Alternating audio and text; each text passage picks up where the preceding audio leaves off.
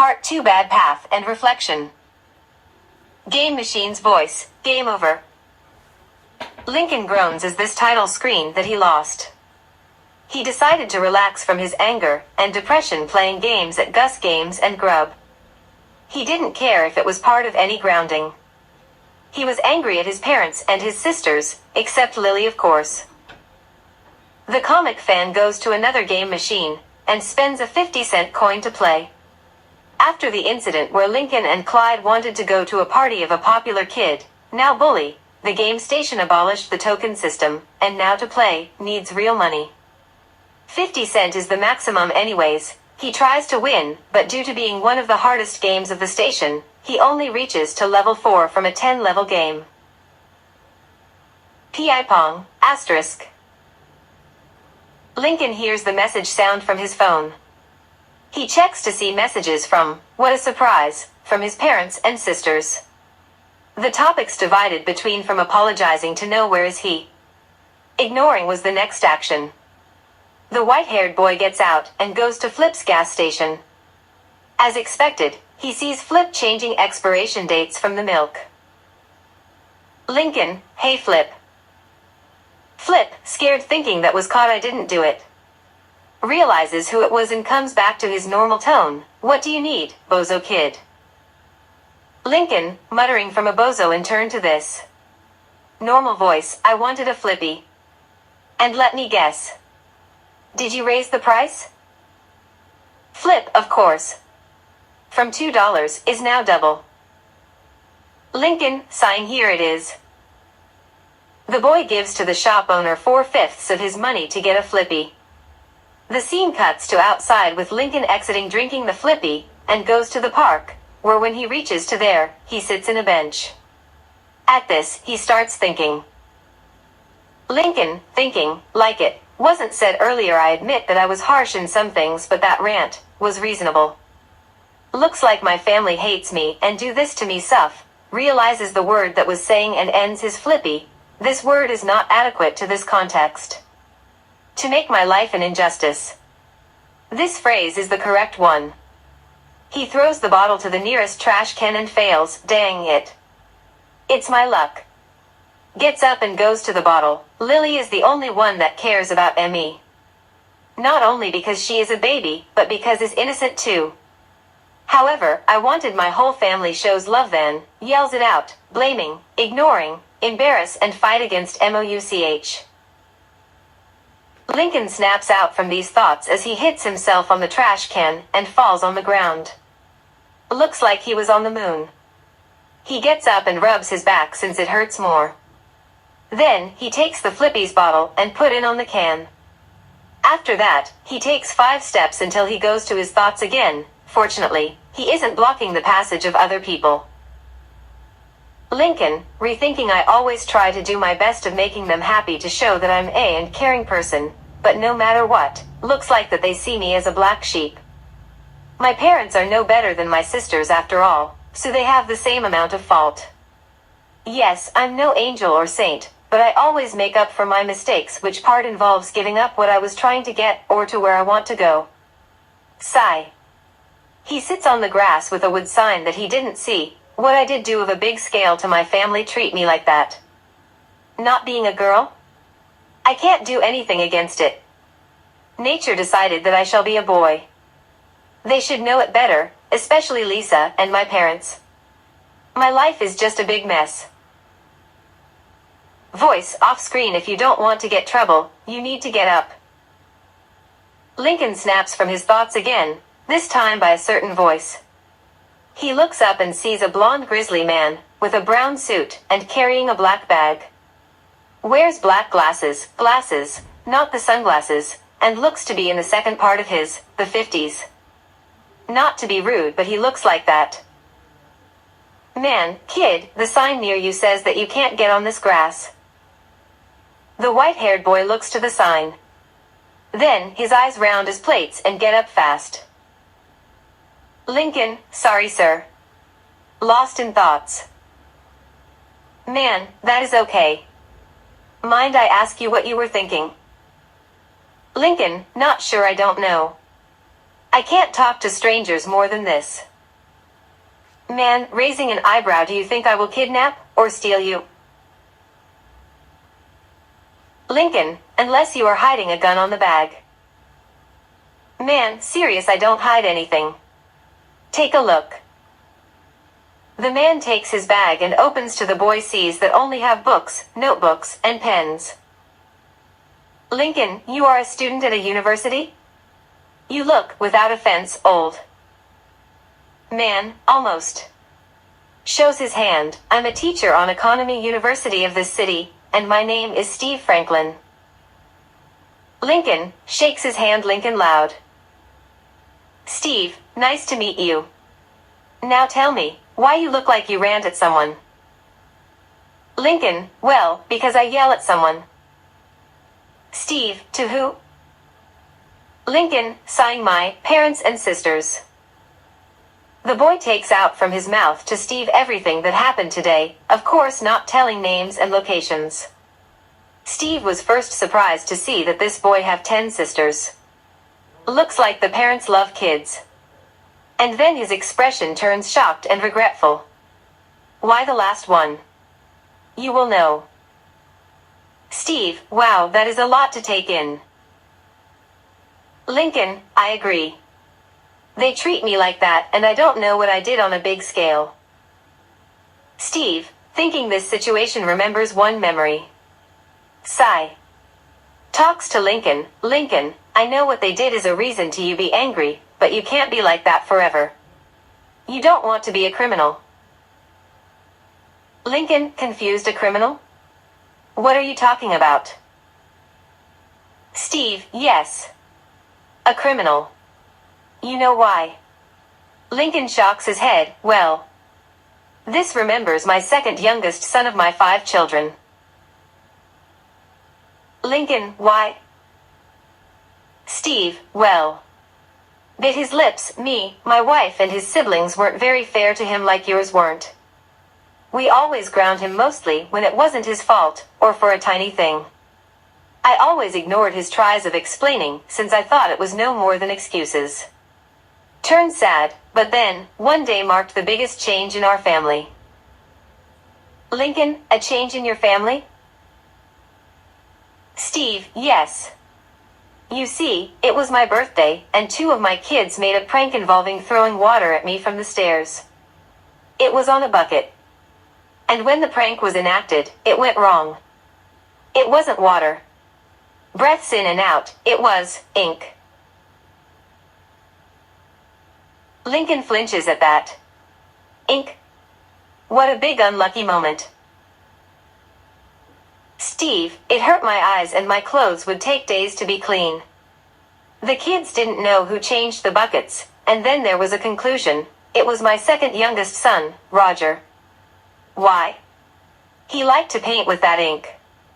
It was his hobby, and like stupids, we all believed it was him. We confronted him when he was going to give me a painting as a gift. He tried to explain, but we didn't listen to him. And after I grounded him, Roger exploded.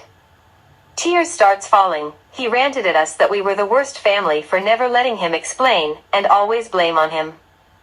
Then, he breaks the painting and says that he isn't a Franklin anymore before he runs to his room, slamming the door. Lincoln was with widening eyes with the story. Roger's rant was worse than his rant. He wanted to hear more, to see what happened next. Steve, days after, we discovered that, by accident, the kids misled and taken the wrong bucket. They were so excited with the prank that forgotten to look inside. At this mistake, me, my wife and kids tried to apologize Roger, but he always ignored us. I realized it was too late. It happened when he had 13 years old. Breaths in and out once, he never talked to us, and when he did, he called me and my wife by our names, and called bad names to his siblings. When he graduated, he vanished from our lives by moving out.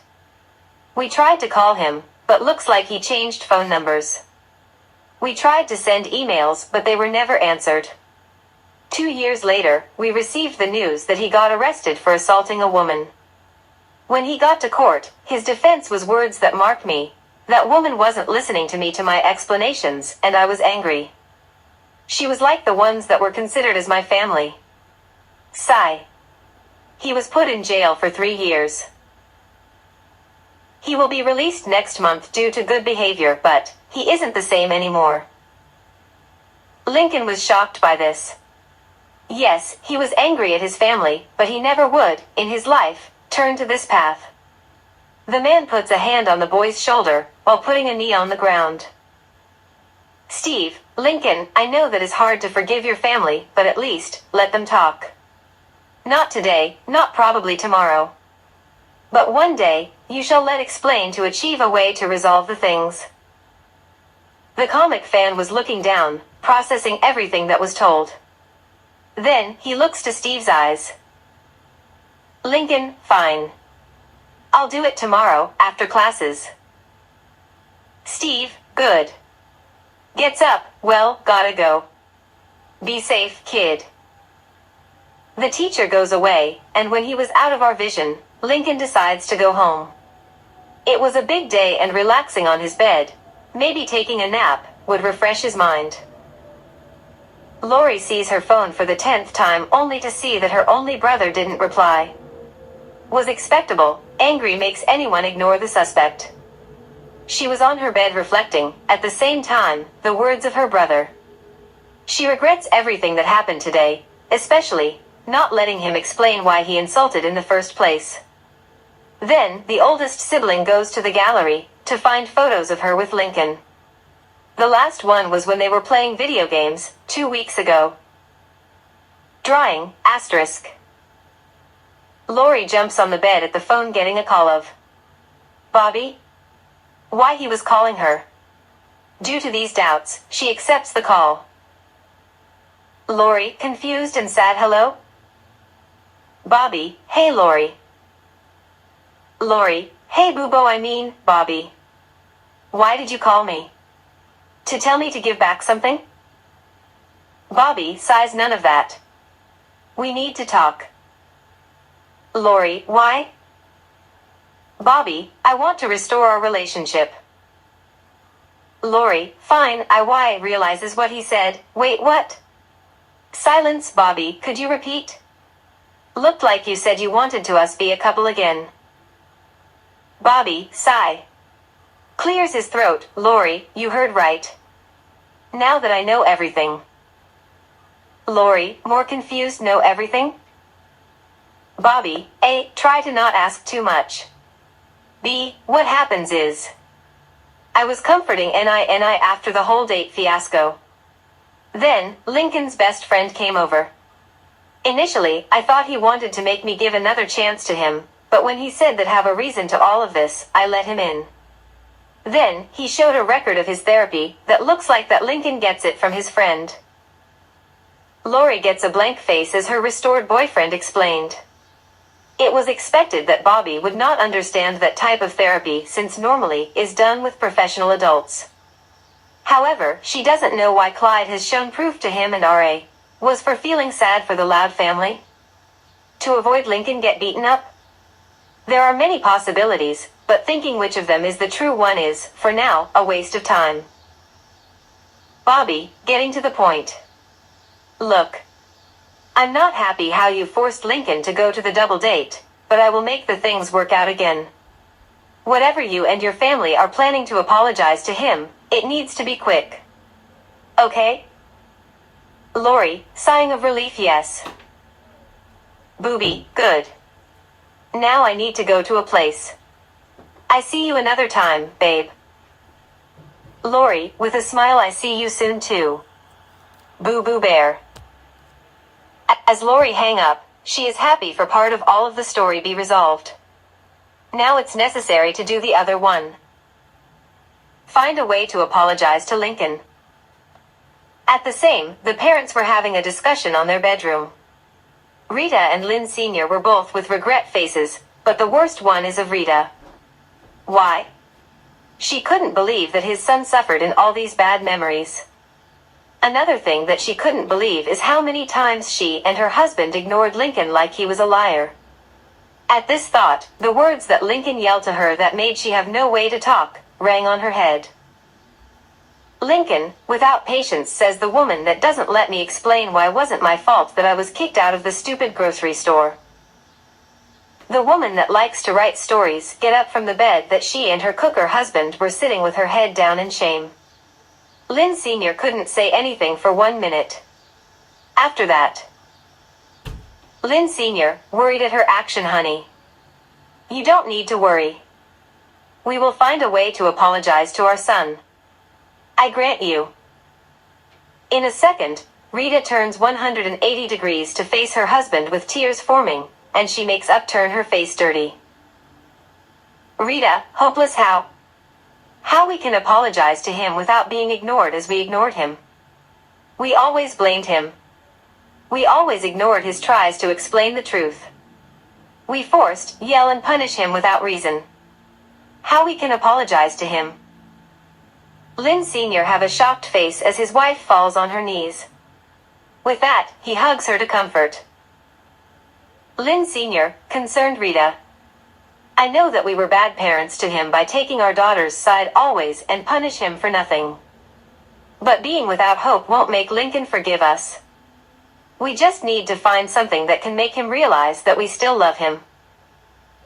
The man gets up with Rita, and she stops crying knowing that he was right. Mopping around isn't the answer to this problem. Rita, slowly getting determined that isn't a lie. In that, I think that we should have a talk with our daughters about their past behavior after this be resolved. It's never late to be parents again. But get sad again, I hope it ends well. I don't want to live in a bad ending. Lynn Sr., I know. I don't want to. The silence was heard until, in cartoon logic, a lamp appears overhead of Lynn Sr. and turns on. What does it mean? That the cooker has an idea, of course. He goes to the living room, that nobody is in there, and tries to find something on the coffee table with a stack of magazines. Rita enters the living room with a confused face. Rita, what are you doing? Lynn Sr., 1 minute. He finds the correct magazine, aha. Flips through the pages. Remember when I told you that he was grounded for clogging the toilet? Rita, still confused, yes? Lynn Sr., well. Initially, he was planning to go into a certain superhero comic convention. Finds the right page. Look at what I found yesterday. The man shows his wife the page, and she gasps in happiness for finding an apologizing gift. In that page was announcing a book convention that will happen here, in Royal Woods. It was initially to Detroit, but due to the initial host place be into financial issues, it was moved here. It wasn't just of Lincoln's favorite superhero comic. It was of child, dark, novel, girl, fantasy, adventure. I mean, all type of books is there. Even like said in the first place, books for kids. It wasn't an international or national convention, it's a regional one, but is good enough to make Lincoln happy and forgive them. Rita, surprised, wow. You were lucky on finding that information. Lynn Sr., I was planning to tell him this, but the incident just made me forgot. Rita, right. Her smile starts to fade away when she notices something. Honey?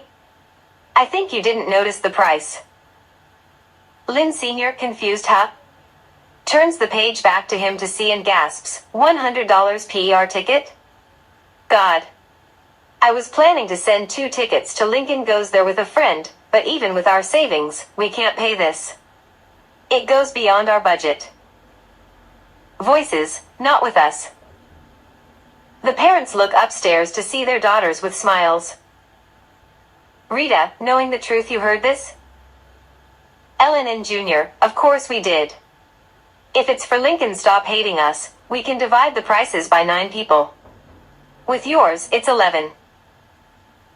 Lisa, with a calculator in this way, we can approximately divide between us. Finishes the calculus, $18. It will be possible. Lenny, I have more than that. Lola, sighing, I was saving for a certain makeup, but I guess I can wait for more. Lana, Me for better food for my animals, but at least, it's for Lincoln stop hating us. All the sisters, except Lily, talks all together in a way that the parents can't understand what in the world they are talking now. With that, Rita whistles and they stop. Rita, okay girls. Since we all agree, it's time to roll up our sleeves and go online to pay these tickets. Loud sisters, except Lenny, yeah. Lenny, wait. I don't have sleeves. The scene fades away as the Loud family facepalm, due to the second oldest daughter not understanding the figurative meaning of the phrase. In the rest of the afternoon, nothing very special happened, to be honest. Like expected, Lincoln came back home ignoring his family. He locked out in his room and then, he does the homework, prepares his backpack for tomorrow, that will be Tuesday, meaning the classes will end by 16:25, and starts reading his comics. Of course, he has only underpants in him. Nobody tried to come to Lincoln, to avoid fewer problems. Not by fear, obviously, but due to the tension still be in the air. At dinner, he didn't come to the dining room to eat. Lori was sent to make him come, but no use since he didn't want to eat with them, so to avoid starvation, he eats on his tiny bedroom. Later, we find him playing in his Style Station Portable, the game Ace Savvy Against the Evil World remake. To get out of the story for a moment, the original game had mixed to negative response due to the lack of storyline and weak artificial intelligence. 2 years ago, the remake was done and had positive reviews due to the interesting story and different missions. The AI was upgraded to a satisfactory level, tier known. Coming back to this adventure, he was playing with all of his focus until he hears the door opening. The white-haired boy looks to there seeing nobody. It made him confused. Lincoln, what the? Before he could start getting up, he hears a recognizable voice. Voice, Winky? Lincoln looks to the ground seeing Lily with a confused face. He smiles, takes and puts her on his lap. Lincoln, hey Lily. It was good for you visit me. The part of visiting was due to their living in different rooms, for who didn't understand. Lily, ORAK? You are okay? Lincoln, yes, I am. It's just, I'm not in the best mood with my family. I mean, excluding you, of course. Lily, confused poo-poo. Lincoln, well, they did a thing that made me angry, in a simple way. We had an argument, and was out to cool off. Lily, concerned argument? Argument? Lincoln, true, argument. But don't need to worry. I will fix everything. Lily, K. Yes, boo. Okay. But what is about? I'm not the best to do baby talk, alright? Lincoln, I'll tell you when you get older. For now, try to not to worry. Looks to his clock, seeing that it's 21:15, I think it's time to start sleeping. Lily, eat on hev sweepine. But I don't have sleeping. Before she could say anything more, lets out one of her cute yawns, indicating the opposite of what she was trying to say. Lincoln, all right. Let's put you on your crib. Lincoln gets up with Lily resting her head on her brother's shoulder. Then, he goes with her to Lily and Lisa's room, and puts the sleepy baby on her crib. As Lily put a hand on her blonkie, she starts to close her eyes until she goes to a strong like rock sleepiness. Lincoln smiles at her. Lincoln, good night, my baby sister.